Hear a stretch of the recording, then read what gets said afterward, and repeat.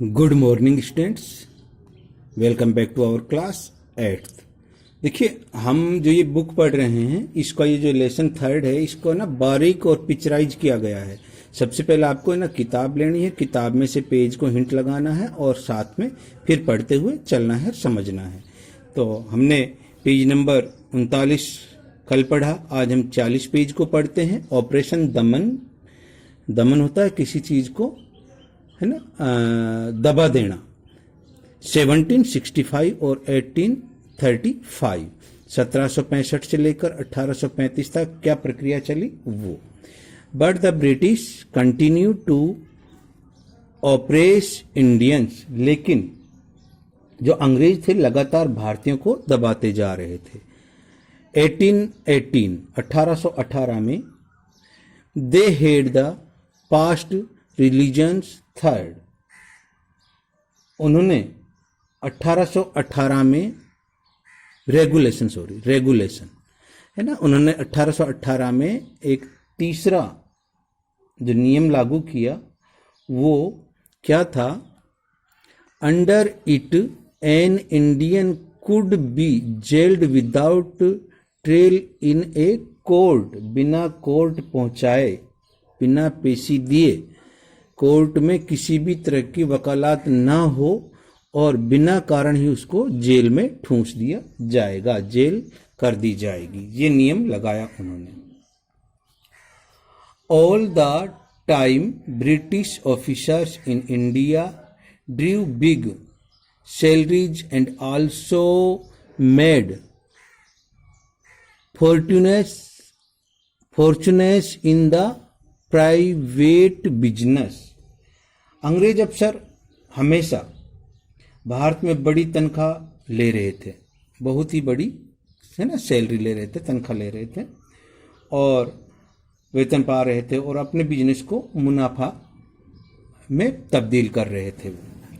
Bye 1829, 1829 में Britain was the exporting British goods worth 7 crore rupees to India. 1829 में Britain ने अंग्रेजी सामान का आयात कर लगभग 7 करोड़ रुपए कमाए। The British prospered on the companies loot while Indian industries began to die. Company संपन्न होती गई और भारतीय उद्योग धंधे हैं जो इंडस्ट्रीज हैं भारतीय, जो वो चरमराते गए, मरते गए। Governor general Bentinck reported back home, यहां तक कि गवर्नर जनरल बेंटिंग ने इंग्लैंड घर वापसी की। The bones of cotton weavers are the bleaching the plains of India. सूती बुनकरों की हड्डियां भारत के मैदानी क्षेत्रों में पड़ी हुई हैं। इस बात को उन्होंने कहा। किन्होंने? ये जो गया था ना जनरल बेंटिंग, जो उन्होंने कहा हमने इतना बुरा हाल कर दिया है भारतीयों का। डिससैटिस्फैक्शन 1835, है ना, 56। देखिए, असंतोष किस बात का? 1835 और 56 में बहुत ही ज्यादा असंतोष उत्पन्न हो गया था। एजुकेशन, जो शिक्षा है, in India was in Persian and Sanskrit. देखिए, भारत में शिक्षा पारसी में थी और संस्कृत में थी। इन 1835, 1835 में एन इंग्लिश मैन नेम्ड मैकलरी, है ना, मैकाले सजेस्टेड ए चांस। 1835 में अंग्रेज विद्वान मैकाले ने एक परिवर्तन सुझाया। We should teach the natives through the English language, हमें यहाँ के निवासियों को अंग्रेजी सिखानी चाहिए। आई एग्री, मैं सहमत हूं इस बात से। English education product clerks to whom the British gave petty jobs under them. Incidentally, it also product a new generation of intellectuals. देखिए उन्होंने ये सोचा कि हम लोग क्या करेंगे कि भारत में अंग्रेजी भाषा को सिखाएंगे और वहां से क्लर्क जो हम लाएंगे, कहां से लाएंगे? इंग्लैंड से। उससे यहाँ सस्ते, हमारी भाषा को जानकर सस्ते क्लर्क उपलब्ध हो जाएंगे और हम इससे ज्यादा मुनाफा कमाएंगे। तो उन्होंने ये राय ली, क्लर्क तैयार करेंगे हम। We must educated our brothers, हम अपने भाइयों को पढ़ाएंगे। और and try to improve their material condition, और वहां इसके बाद में हम शिक्षित करने के बाद उनकी भौतिक स्थिति को सुधारेंगे। For that we must convey our grievances to the British parliament, और हम इसके लिए हमें अपनी शिकायत ब्रिटिश संसद को भेजनी चाहिए। By 1856 1856 the British had the conquered the whole of India, अंग्रेजों ने लगभग संपूर्ण भारत पर कब्जा कर लिया था। देखिए ये स्टेट है और ये ब्रिटिश एरिया है, जो है ना ये गुलाबी कलर का है ना, यहाँ पर अंग्रेजों का भारत में राज हो चुका था 1856 तक। They cared little about the needs of Indians, उन्हें भारतीयों की जरूरतों का थोड़ा सा भी ख्याल नहीं था। Our kings have become puppets and we have lost our old jobs, हमारे राजा उनकी पुप्स होती है, कठपुतली बन गए, और अपने यहाँ के लोग अपने किसको खो चुके थे? धंधे को। एंड लैंड्स, और जमीनें भी खो चुके थे। They are converting our brothers, और यहाँ पर हमारे जो भाइयों के धर्म परिवर्तन हो रहे थे। You only talk do something to drive them out, तुम केवल बातें करते हो, मैं उन्हें निकालने के लिए कुछ करूंगा। ये कोई समाज सुधारक कह रहा है। तो इस प्रकार से चेंज करें, 42 पेज पर चलें।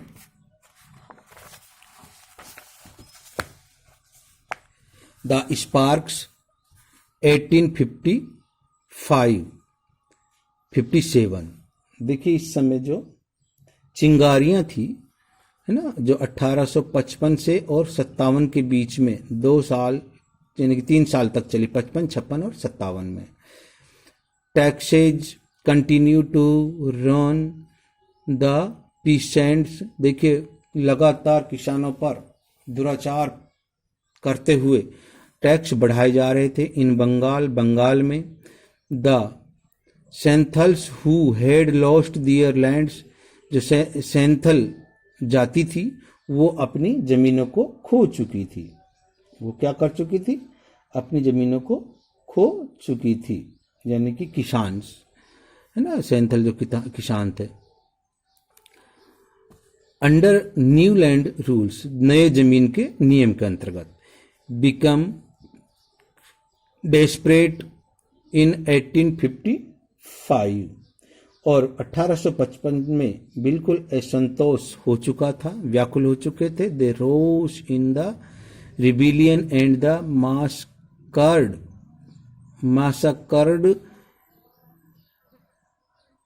एरोपन्स and the their supporters alike, तो उन्होंने क्या किया?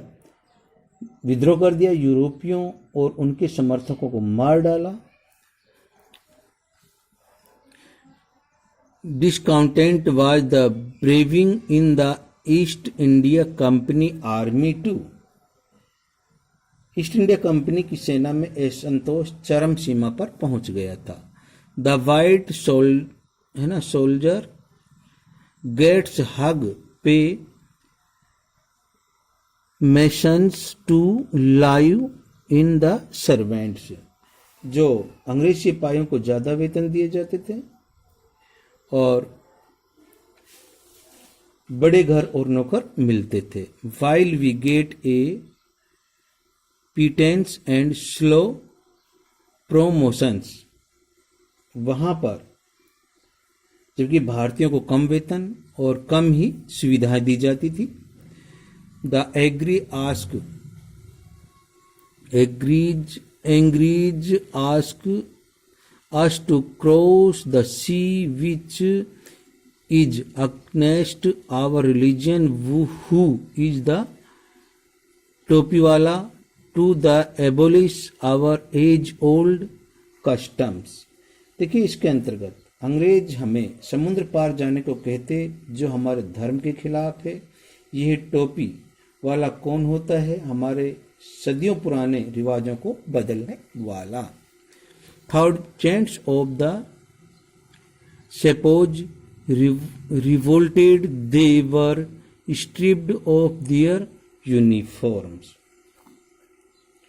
हम अंग्रेजों को बाहर निकालना होगा और जो उनकी जो तरीका है उसको वी मस्ट ड्राइव द अंग्रेज।